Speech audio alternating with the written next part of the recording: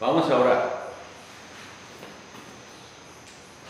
Bendito Dios, Creador del mundo, tú nos hiciste a nosotros y tú nos has dado la vida y tú sostienes nuestra vida hasta el día que tú has determinado llamarnos. Y así con esta reverencia nos acercamos a ti sabiendo que nuestra vida está en tus manos. Dependemos de ti completamente. Te pedimos perdón porque no siempre lo reconocemos y a veces actuamos como si dependiéramos de nosotros mismos o de alguien más. Ayúdanos a confiar en ti. Gracias por Jesús tu Hijo, nuestro Salvador y Señor, único mediador entre Dios y los hombres. Gracias por el Espíritu Santo, Señor y dador de vida. Gracias por la luz que Él trae a nuestra mente y corazón para conocer quién eres tú por medio de Cristo. Bendícenos a los que estamos aquí y ayúdanos a entender y a aplicar, es decir, a practicar lo que vamos aprendiendo de tu palabra. En el nombre de Jesús, amén. Amén. Pregunta 27. ¿De qué nos aprovecha conocer acerca de la creación y la providencia de Dios? Nos sirve para que seamos pacientes en la adversidad y agradecidos en la prosperidad. Y tengamos de aquí en adelante nuestra principal esperanza reposando en Dios, nuestro fidelísimo Padre, estando seguros de que no hay nada que nos pueda separar de su amor, puesto que todas las criaturas están bajo su poder, de tal manera que, sin permitirlo su voluntad, no solo no pueden hacer nada, sino que ni siquiera pueden moverse. Vamos a ir a las Escrituras y vemos que este es el Dios que se revela en la Biblia. Constantemente estamos bombardeados por conceptos que no vienen del Dios de la Biblia. Habíamos hablado de dos cosas, creo, la vez anterior, de la aunque no queremos decir en términos difíciles, pero nos ayuda a entenderlo, inmanencia y trascendencia. ¿Recuerdan? La trascendencia, Dios está más allá, en un lugar maravilloso, los cielos de los cielos. Es decir, Dios no es parte de la creación. Y con esto refutamos una idea que se llama el panteísmo, que algunos dicen, todo es Dios. Los árboles son Dios, y los ríos son Dios, y la tierra es Dios. No, Dios es creador y está aparte, apartado de todo lo que Él ha hecho, en su lugar excelso de su morada. Pero Dios no se desentendió del mundo que Él creó, de su universo. Entonces no solo trasciende la creación, sino que Él viene y entra en nuestro mundo. Esa es la encarnación del verbo que después veremos. Pero entra y se comunica con nosotros y habla con nosotros en nuestro lenguaje, Dios inmanente. Y entonces todas estas ideas nos van llenando el corazón de qué clase de Dios es el que tenemos. No es ese Dios impotente del mundo, no es ese Dios que desea hacer cosas pero los seres humanos no se lo dejan, no es ese Dios que parece que está en una lucha a iguales con el demonio. No, es un Dios maravilloso, grande, soberano, que controla hasta la más pequeña cosa. Así es como lo vemos en la Biblia, y lo que nos da gran consuelo es que siendo ese Dios así, todopoderoso, nos ha adoptado para que seamos sus hijos por medio de Cristo. Vamos a leer la Biblia entonces. Romanos 5:3.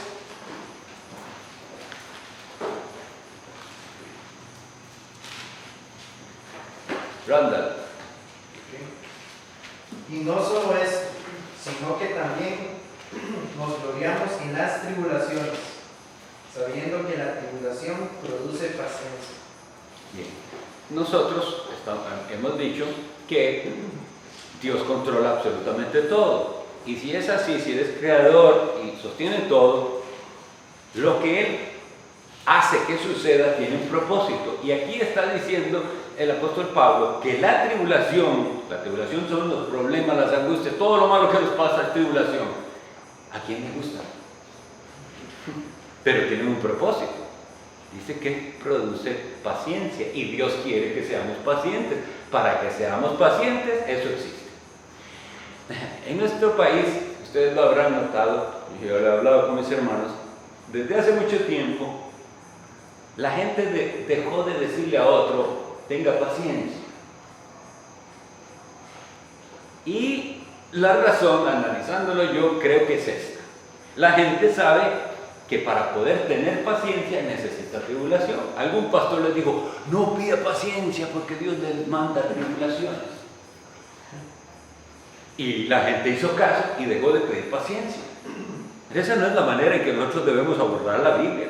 Si la Biblia nos manda a ser pacientes y para ser pacientes necesitamos tribulación, pues Señor, envía lo que sea necesario, pero yo no me quiero quedar impaciente, tengo que aprender el fruto de la paciencia. Tanto el punto que ya la gente ni siquiera dice eso de tenga paciencia, sino tenga paz. ¿Verdad? ¿Por qué? Si lo que ocupa es paciencia en ese momento. ¿Por qué decimos que paz? Porque creemos que con cambiar el término ayudamos en algo. No, no es así. Somos impacientes y necesitamos aprender a ser pacientes. Y Dios usa la tribulación, como leyó ayer hermano en Romanos 5:3, para producir en nosotros paciencia. Job 1:21.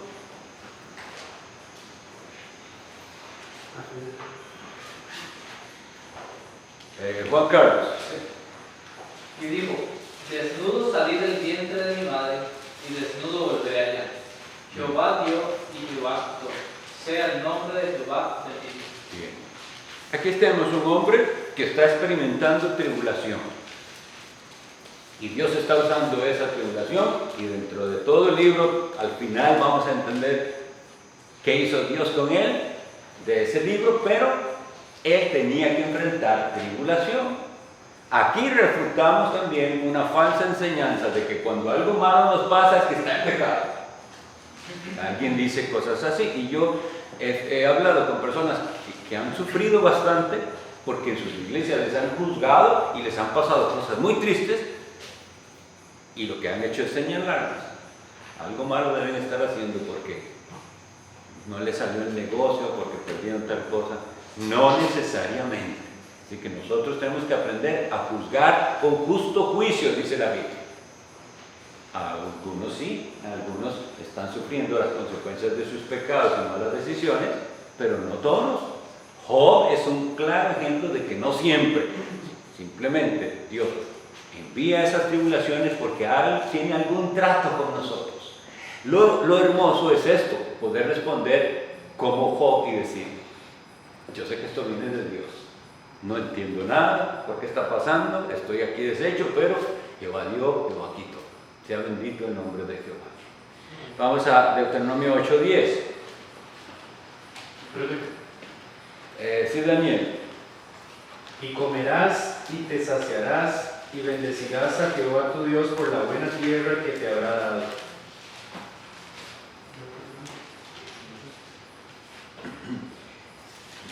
Ahora, quisiera que me lea de ese mismo capítulo, hermano, el 2 y el 3, versículos 2 y 3. Creo que nos da mejor. Y te acordarás de todo el camino por donde te ha traído Jehová tu Dios estos 40 años en el desierto, para afligirte, para probarte, para saber lo que había en tu corazón, si habías de guardar o no sus mandamientos. ¿Y el 3 también? Está bien ahí. Ahora creo que sí nos aclara un poquito el asunto mínimo.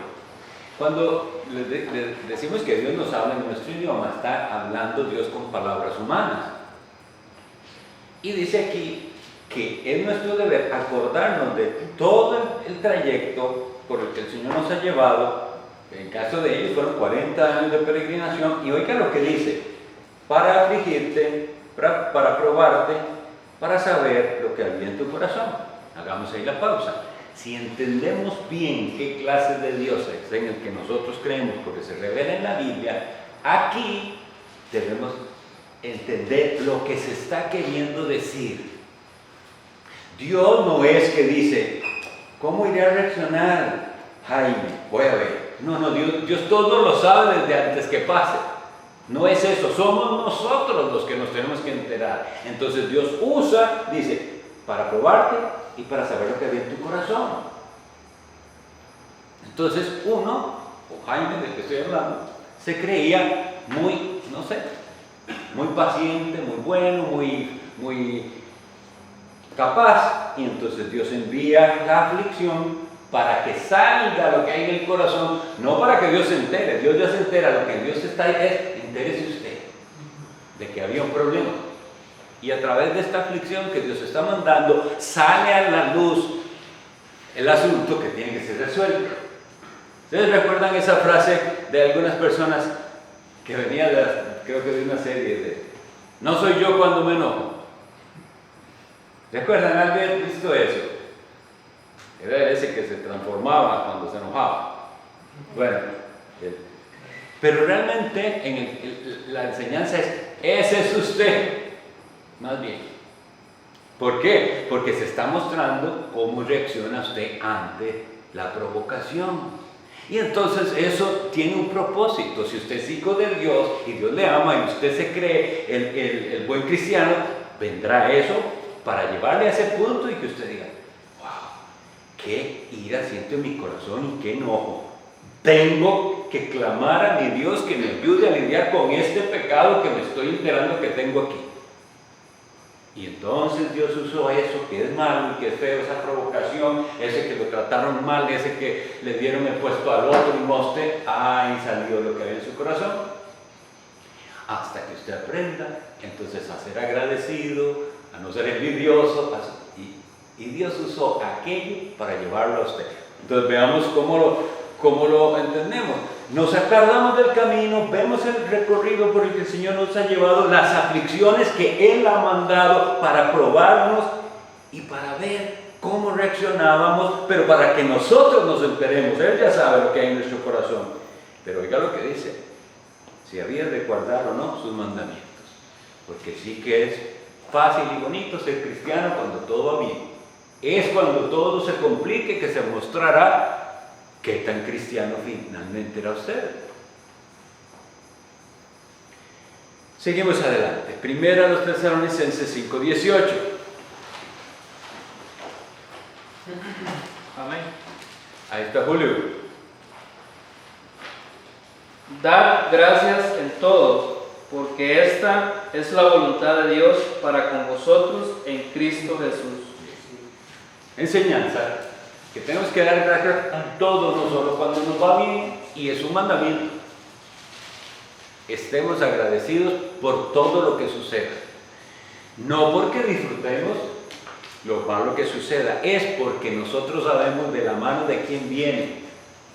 Es muy feo si nosotros pensamos que nuestra condición depende de otra cosa, de circunstancias, de personas, de los demonios, de quién sabe qué. Pero cuando usted sabe, es Dios el que todo lo puede, el que está en esta situación triste que yo paso, entonces gracias Señor, porque algún propósito tendrás. ¿Lo cree usted? Ese es el asunto. ¿Cree así? Si lo cree, podrá decirle gracias Señor. Incluso por esto que está sucediendo tan incómodo, tan difícil, tan doloroso, gracias Señor. Romanos 5, 4 y 5. Jaime. Y la paciencia, prueba, y la prueba, esperanza, y la esperanza no avergüenza, porque el amor de Dios, porque el amor de Dios ha sido derramado en nuestros corazones por el Espíritu Santo que nos fue dado. Ahí viene una vez más, se nos recuerda por qué es que viene la prueba. Necesitamos, eso es parte del fruto del Espíritu Santo, ser pacientes. Soportar, la paciencia es como algo que se estira y que aguanta, no se rompe. Y usted lo puede doblar, vamos, así es como tenemos que ser. Y doblegarnos ante el Señor. Y me gusta mucho cómo termina que dice, y la esperanza no avergüenza.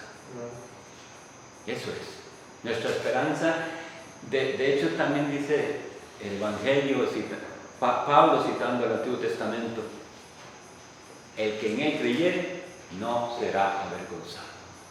Esa es nuestra esperanza. La esperanza está en Cristo, no me avergüenzo de eso, porque la promesa me dice que el que en él creyere no será avergonzado. Y avergonzado se refiere a decepcionado. Creí y me decepcionó, no era lo que yo creía. No va a pasarnos a nosotros con Cristo. Creemos en el que no falla, en el que es fiel. Vamos a seguir, Romanos 8, 38 y 39.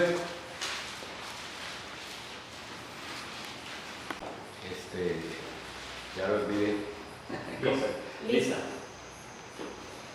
Por lo cual estoy seguro de que ni la muerte, ni la vida, ni ángeles, ni principados, ni potestades, ni lo presente, ni lo porvenir, ni lo alto, ni lo profundo, ni ninguna otra cosa creada nos podrá separar del amor de Dios, que es en Cristo Jesús, Señor nuestro. Amén. Y uno tiene que decir aleluya.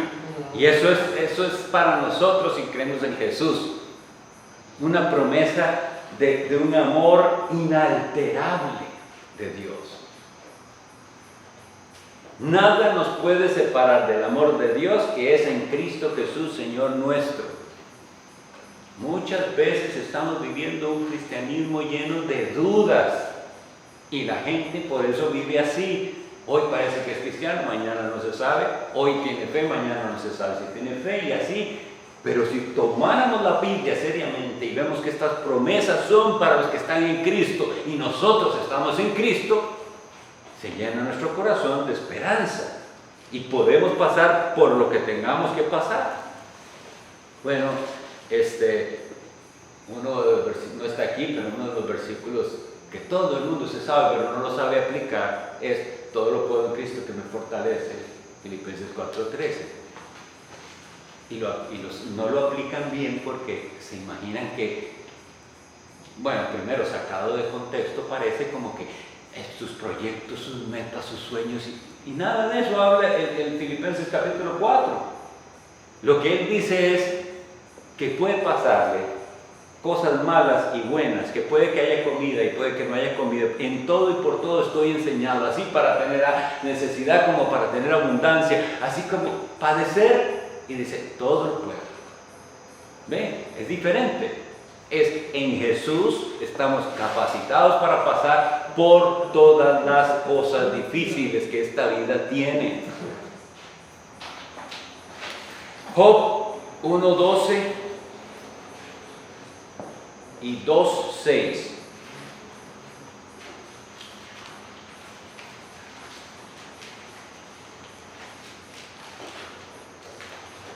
Daniel. Dijo Jehová a Satanás: he aquí todo lo que tiene está en tu mano, solamente no pongas tu mano sobre él. Y salió Satanás de delante de Jehová. Y el 2:6. Y Jehová dijo a Satanás: he aquí él está en tu mano, mas guarda su vida. Nosotros tenemos que tener el concepto correcto del maligno. No puede hacer nada sin permiso de Dios. Esa es la regla. ¿Y por qué le dé Dios permisos? No lo podemos entender. Pero no se puede mover sin el permiso de Dios. Satanás no es una gente independiente que hace lo que quiera. Tiene una cadena puesta. Y no irá más allá de donde Dios le permita ir. Y entonces eso nos da a nosotros confianza. No puede hacer nada que Dios no le permita. Por eso da mucha tristeza cuando hay cristianos todavía sujetos a supersticiones. Y hay quienes pidiendo, que me dijeron que yo no sé quién le echó un maleficio a no sé quién otro, y se ponen atemorizados. Mi estimado, ¿en manos de quién estamos? ¿Quién tiene poder? Jesucristo venció el pecado, la muerte, está a la diestra del Padre, intercede por nosotros. ¿Cómo le vamos a tener miedo a los brujos? No, pero es que se da, mis hermanos, y eso duele mucho ver que la gente tenga esos temores. Entonces, ¿por qué? Por falta de conocer el Dios en el que nosotros estamos confiando. si yo conocemos la palabra, se nos vienen a la mente. El Espíritu Santo nos recuerda, contra Jacob no hay agüero. Eso se lo dijo un profeta a otro que le mandó a maldecir a Israel. No se puede hacer. Estamos en las manos de Dios. Nada va a poder hacer excepto Dios así lo tenga permitido por algún propósito. Comenzamos a no temerle a nada de esas cosas. Y el enemigo se aprovecha de eso para tener a las personas en temor y sobran supersticiones para hacer. Ustedes conocerán qué salidas tiene la gente cuando tiene ese tipo de temores. Que haga esto, que haga el otro, que visite al otro, que hay un agua especial, yo no sé ni qué cosas. Y esos tipos de supersticiones se metieron en la iglesia, aunque no lo crean. Porque entonces la gente no puede tener una fe sencilla en Cristo, en el que ha creído y al que confiesa, sino que tiene que venir para que el pastor le haga algo especial y le unte algo o ora. ¿Por qué? Si tenemos un mediador perfecto en Jesús. Claro que podemos orar los unos por los otros y yo estoy dispuesto, si usted tiene una petición y viene, con todo mi gusto, oramos al Señor. Pero lo único que puede es Dios. Dios es el que tiene todo poder. No el ser humano, no el enemigo. Vamos a leer Proverbios 21:1.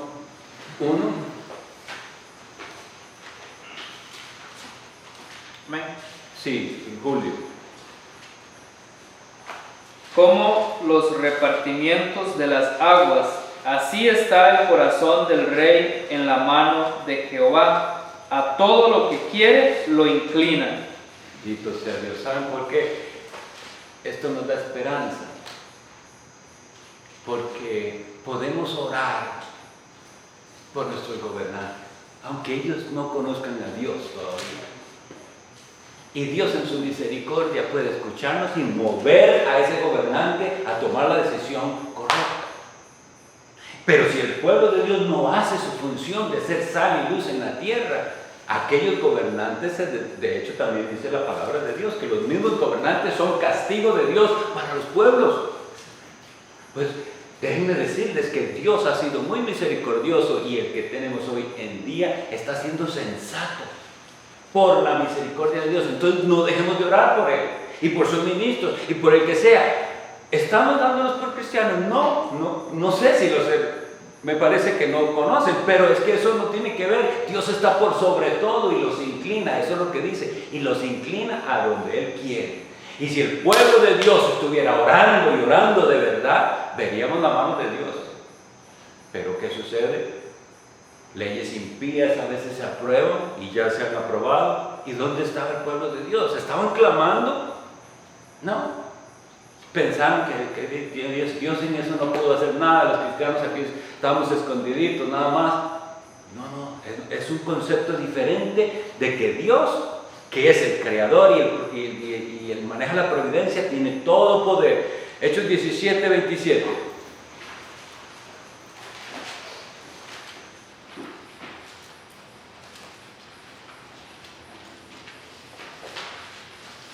José.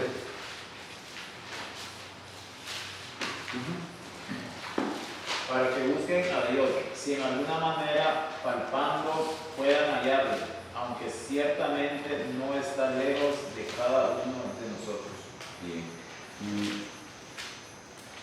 Vamos a ver si el anterior nos da un poquito, o yo puedo contar el contexto. Es que llega el apóstol Pablo a la ciudad de Atenas y había gente que le gusta hablar. ¿Cómo le gusta hablar a la gente? Y filósofos, y había epicúreos y estoicos y disputaban, y eso es lo que le interesaba a los griegos, parece. Y el apóstol Pablo muy sabiamente los lleva a una conversación provechosa, porque entre tantos altares que había al Dios tal y al otro Dios tal, tenían uno a un Dios no conocido. Y así decía la inscripción, al Dios no conocido. Y él sabiamente se aprovecha de eso y le dice, ¿saben qué? Veo que aquí tienen un altar al Dios conocido. De ese les vengo a hablar yo, porque ustedes no conocen al verdadero Dios, al creador del cielo y de la tierra. Y él y les comienza a hablar y le dice lo que Dios es, dice, no es honrado por manos de hombres como si necesitase de algo, pues Él es quien da a todos vida y aliento y todas las cosas. Estoy leyendo Hechos 17, 25. Él es el que da a todos vida y aliento y todas las cosas. Todo lo ha hecho, lo sostiene. Bendito Dios. Vamos a iniciar otra sección y en lo que nos queda vamos a ver una pregunta de la siguiente sección. Todos estábamos hablando de Dios el Padre, de su providencia, de que Él es creador y sustentador. Ahora vamos a hablar de Jesucristo, el Hijo de Dios. La pregunta 28 dice, ¿por qué el Hijo de Dios se llama Jesús? Como sea que lo quieran pronunciar. ¿Por qué el Hijo de Dios se llama Jesús? Es decir, Salvador. Eso es lo que significa. Eso sí es importante, saber qué significa. Jesús significa Salvador o Jehová salva. Es el mismo nombre que en hebreo tenía Josué. Es el mismo nombre. Y entonces la respuesta dice, porque Él nos salva de nuestros pecados. Además, porque no se debería buscar ninguna salvación en ningún otro, ni puede ser encontrada en ninguna parte. Y aquí vamos entonces a ir a ver el apoyo bíblico. Mateo 1, 21.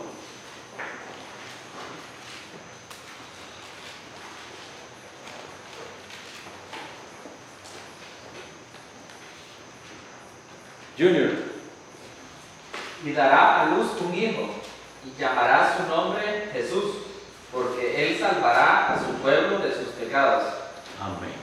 Bueno, aquí lo que estamos leyendo es lo que el ángel de Dios en sueños le dice a José, esposo de María, al respecto del niño que nacería. Y le está diciendo cómo deben llamarlo y por qué. Llamará su nombre Jesús. Ahora, ya sabemos que es Salvador. Y necesitamos enfatizar de qué nos salva Jesús.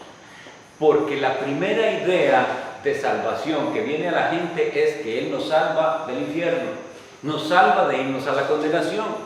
Pero si lo vemos solamente así, estaríamos diciendo que Él nos salva de las consecuencias del pecado, lo cual es grandioso.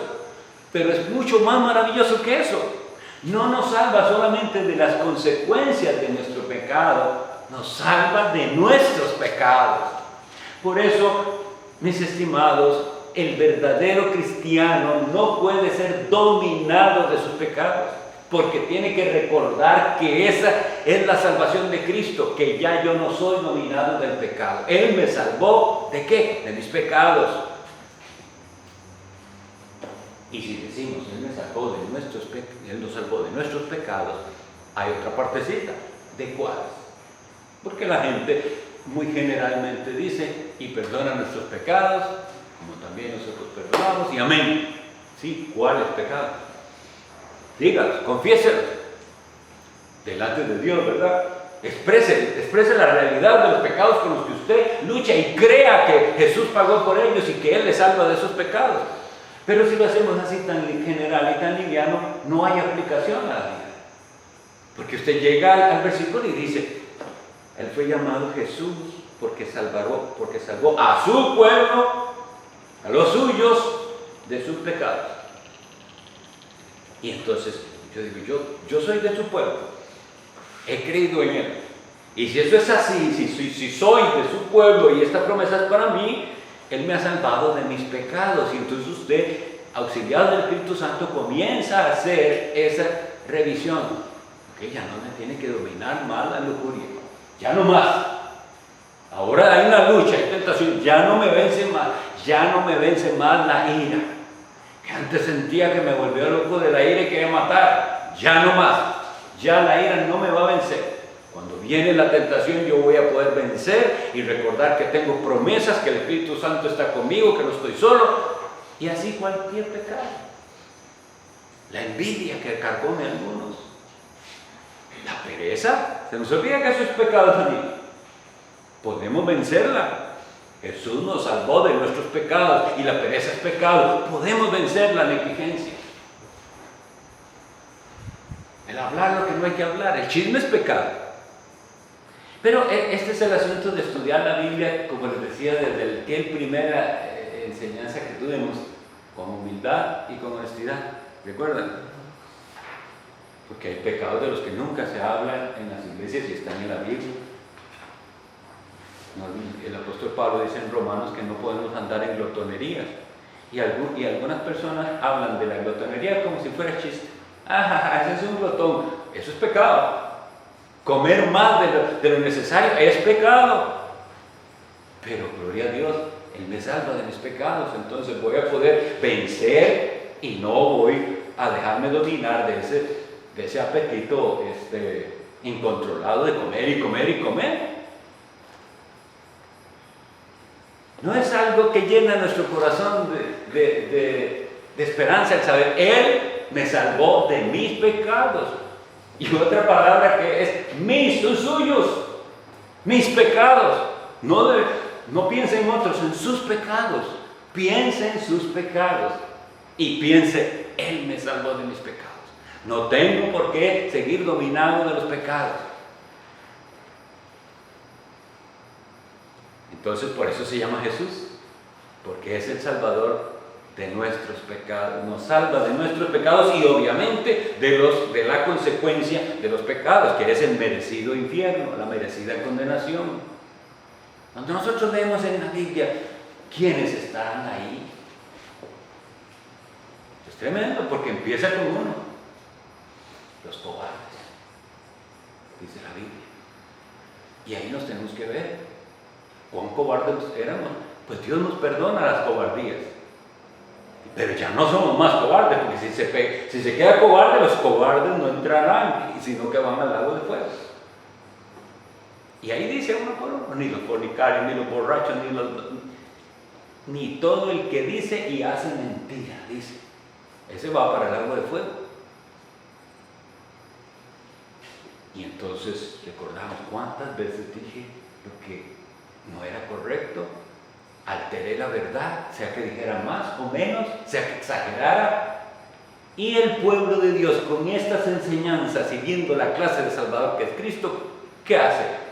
Se va santificando, porque ahora entonces sí nos interesa, entendiendo quién es el Salvador que me salva de mis pecados, y no solo de mis pecados, sino de las consecuencias del pecado. No quiero pecar más. Y nos lleva entonces a la santificación, a ver y a llamar al pecado como se llama. El borracho tiene un pecado de borrachera, pero la gente le dice alcohólico porque suena un poco menos grosero, y también suena a que no es culpa de él, es una enfermedad. Y el adúltero, que la Biblia dice que tampoco entrará, no es adúltero, es que él es que tiene aventuras, perdón. Bueno, esa es otra nueva, pero imagínense. Bueno, lo que pasa es que la Biblia le sigue llamando y sigue diciendo, y los fornicarios, y los adúlteros. Bueno, entonces, ¿para qué hablamos de los pecados?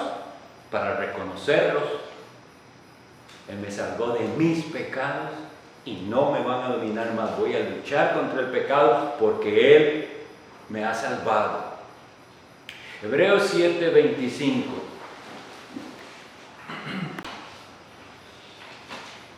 Juan Carlos. Por lo cual puede también salvar perpetuamente a los que por Él se acercan a Dios, viviendo siempre para interceder por ellos. Amén. Este es un verso muy hermoso porque nos habla de la clase de Salvador que es Jesús. Tristemente algunos ponen la salvación en las manos del hombre, es decir, como que usted hoy es salvo porque aceptó a Cristo, como suelen decir. Bueno, se usa esa frase, entonces, pero ahora depende de usted si se queda salvado o si otra vez se vuelve a su estado de condenación, y ahí vive la vida en un estado de aquí estoy salvado porque hoy vine a la iglesia y hice todo lo que tenía que hacer, pero después ya no lo hice, otra vez voy a condenación y aquí hasta que me vuelva a arrepentir. Y ahí están. Así no es como la Biblia lo presenta. Presenta a un Salvador que salva, y en la palabra usada es perpetuamente. Una salvación maravillosa que no hay manera. Dice, Él salva perpetuamente. Precisamente es esta doctrina viene del catolicismo romano. El caer del estado de gracia, volver al estado de gracia, caer del estado de gracia y así, y a ver en qué estado muere, porque si usted muere en estado de gracia, tiene esperanza porque va al purgatorio, después pasará al cielo, pero si usted no muere en estado de gracia y muere en pecado mortal, no hay ya más esperanza, por más misas que le hagan, porque ya no más, no está en el purgatorio. Y eso que nosotros hoy digamos, bueno, casi ya no se oye de eso. Eso es parte de la doctrina que el Concilio de Trento afirmó. Nunca se ha refutado. Ellos dicen, eso es así. Pero el error se va infiltrando en otras partes y ahora muchos que son evangélicos parecen creer en un Salvador así. Pero nuestro Salvador, el que está descrito aquí, es tan maravilloso. Pudiera leerlo otra vez, Juan Carlos. Por lo cual puede también salvar perpetuamente a los que por Él se acercan a Dios, viviendo siempre para interceder por ellos. Entonces, esto es lo que sucedería si de verdad fuera así. Es como que Jesús se descuida un poquito y se le fue una oveja. Por no estar Él intercediendo por ella, entonces se le fue y se le condenó. Pero la Biblia dice, de los que me diste, no perdí uno solo. Y dice muy claramente en el Evangelio de Juan, esta es la voluntad del que me envió, el Padre, ¿verdad? Que de todo lo que me viene, no pierda yo nada. Él es un Salvador que salva perpetuamente a los que por Él se acercan a Dios y vive para cuidarlos. Por eso es que dice Juan 10:27, mis ovejas oyen mi voz. Ahí las está describiendo. ¿Sabe usted? Si usted es una oveja de Cristo, le pregunto, ¿o está usted escuchando la voz del Maestro? Y entonces Él dice, y yo las conozco y me siguen. ¿Está usted siguiendo a Jesús? Porque si usted oye la voz del Maestro y le sigue, va bien. Parece que usted es una de sus ovejas. Y si realmente lo es, dice, y yo les doy vida eterna y no perecerán jamás, ni nadie las arrebatará de mi mano. Y después Él afirma y dice, mi Padre que me las dio es mayor que todos y nadie las puede arrebatar de la mano de mi Padre. Juan 10:27, apréndanselo porque es la doctrina preciosa de que la salvación es segura para los creyentes. Hechos 4:12.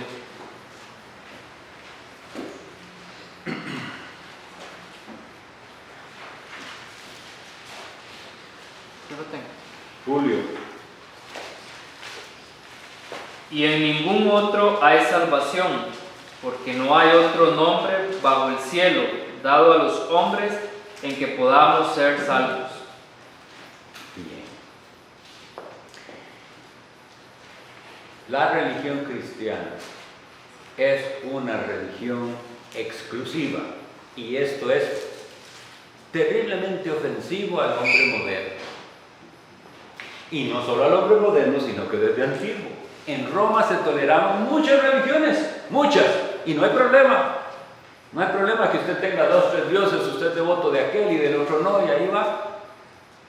Eso sí, sea fiel a honrar al emperador. Y no solo honrarlo, el culto al emperador que había en ese momento, ¿verdad? Había que ofrecer incienso y decir, César es Señor.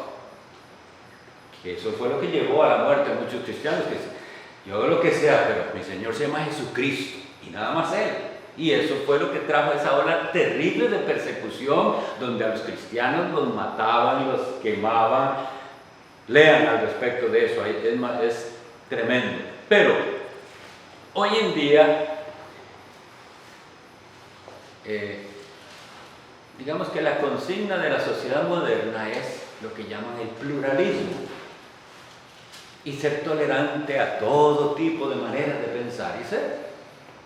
Bueno, podemos ser tolerantes a tipos de maneras de pensar y ser Pero esa tolerancia no puede llevarme a negar esta verdad bíblica que me enseña que para llegar a Dios hay un solo camino exclusivo. En ningún otro hay salvación. Es muy fuerte, porque hay gente que nos cae muy bien, que son buena gente, como nosotros decimos, pero no está en este camino. Y la Biblia me dice que solo es este camino y que no podré llegar a Dios por buenas obras y por buen desempeño y por portarme bien no, ese es el camino, porque nunca lo harás perfectamente como Dios lo exige. El único camino es su Hijo Jesús, y esto entonces es rechazado, y algunos hasta ceden ante esa presión. Eso es lo que estas palabras que leímos aquí las dice el apóstol Pedro. En ningún otro hay salvación, y esto frente a todos los judíos, porque no hay otro nombre. Dios no dio otra manera dado a los hombres en que podamos ser salvos. Entonces, ¿cómo pues llegamos, mis estimados? ¿Cómo pues se pudo llegar a este grado de infidelidad a la palabra de Dios que yo vi en ese programa que se llama Larry King, que es en Estados Unidos, creo que es en CNN que lo damos, que él es un entrevistador, y entrevistando a un predicador evangélico, y le consulta al respecto de esto, de que si hay otras maneras de salvación, y él cede y dice, bueno, yo no lo diría así, yo he ido a ciertos países, a la India y me he encontrado gente tan buena que no podría decirlo. Y otro, queriendo torcer las escrituras, dice, aunque ellos no crean en Jesús, es como si creyeran. Una cosa así tan extraña, porque no puede decir esta cosa tan sencilla. En ningún otro hay salvación, porque no hay otro nombre bajo el cielo dado a los hombres en que podamos ser salvos. Y la gente sí quiere pensar que hay múltiples caminos hacia Dios, y no se dan cuenta también que al aceptar otros caminos alternos están ofendiendo a Dios mismo, porque le están diciendo el único camino que Él proveyó no es suficiente. Esto es bien serio y nos va a traer, y por eso tenemos que pedir sabiduría y valentía.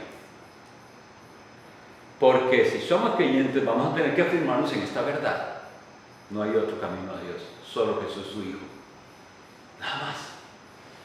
¿Y con cuál sabiduría y amor tengo que presentarle esta verdad a todas las personas?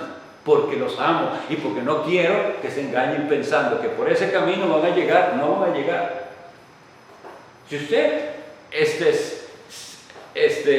se topa con alguien y le dice, por aquí llego a tal lado, y usted sabe que no es usted un ingrato cuando le dice decirle que sí, para no caerle mal o algo así. No va a llegar por ahí. Tiene que decirle la verdad. No es por aquí, está completamente desviado, es por allá, y usted sabe dónde es. Y le dice, ¿por qué nosotros, cristianos, estamos con temor de decir esta verdad, que es la única que puede llevar a la salvación a las personas? En ningún otro hay salvación. Y vean que esto fue dado de Dios. Ahora, Dios haga con nosotros lo que hizo con la iglesia primitiva. Vean el versículo 13. Dice, entonces, viendo el denuedo de Pedro y de Juan, y sabiendo que eran hombres sin letras y del vulgo, se maravillaban y les reconocían que habían estado con Jesús. Este versículo nos va a servir para aplicación y para irnos pensando si nosotros somos como ellos. Estos son verdaderos cristianos. Confiesan a Cristo como único Señor y Salvador y único camino a Dios. Y oiga lo que eran ellos. Personas con denuedo. La palabra denuedo lo que significa es intrepidez, libertad. Es decir, yo voy con pasión a hablar esta verdad. Y yo pregunto, nosotros no tenemos que arrepentirnos al hablar de temas tan importantes como si estuviéramos hablando de economía.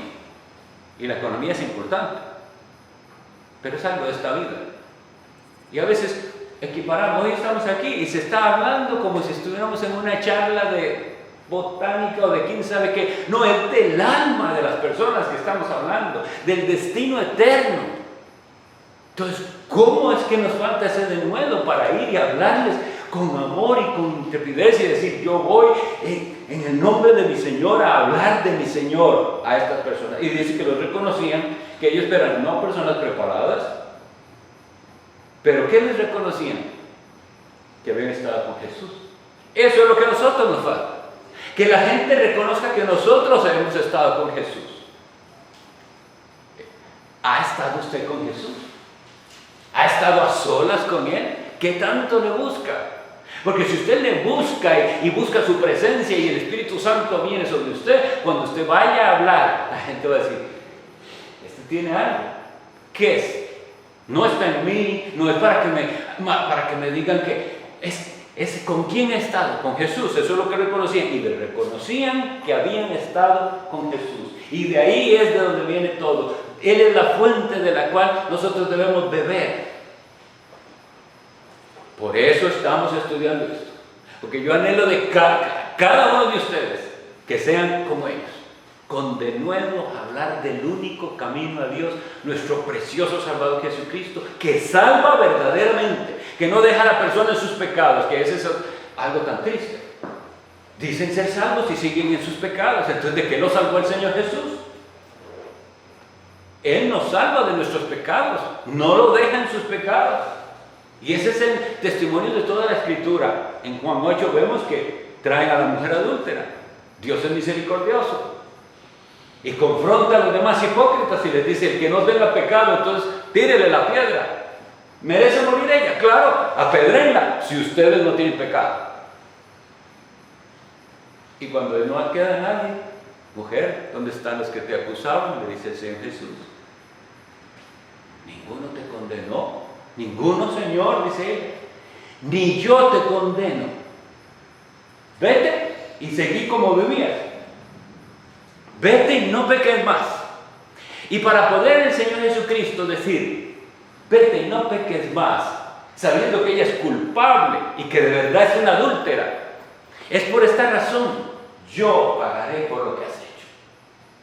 Él es el Salvador de nuestros pecados. Imagínense qué maravilloso levantarse aquella mujer adúltera de ahí sabiendo, yo que merecía la muerte, hubo alguien que vino y dice que no me condena, y eso significa que Él va a pagar por mí. Pues Él pagó por nosotros. Si usted cree en Jesús, Él pagó por usted, no tiene por qué vivir dominado del pecado. Oremos. Bendito Dios, te damos gracias por esta doctrina preciosa, maravillosa, que tú nos diste a tu Hijo Jesucristo. Qué gran amor, incomprensible. Entonces ayúdanos, sabiendo esta verdad, a no dudar y a creer que tú nos das victoria sobre el maligno. Gracias, Señor, porque eres todopoderoso y nuestra vida está en tus manos y tú provees todo lo que necesitamos. Y yo sé, mi Dios, que cada uno de los que aquí estamos tenemos en el corazón alguna pena, algún sufrimiento, alguna necesidad. Y tal vez no la expresamos, pero tú sabes que está ahí en nuestro corazón. Aflicciones del alma, angustias, problemas económicos algunos de salud, o tristezas del alma. Tú que conoces todo, ven y usa tu bendita palabra para darnos consuelo y hacer que caminemos como debe caminar tu pueblo, con de nuevo anunciar al gran Salvador Jesús. En el nombre de Cristo oramos. Amén.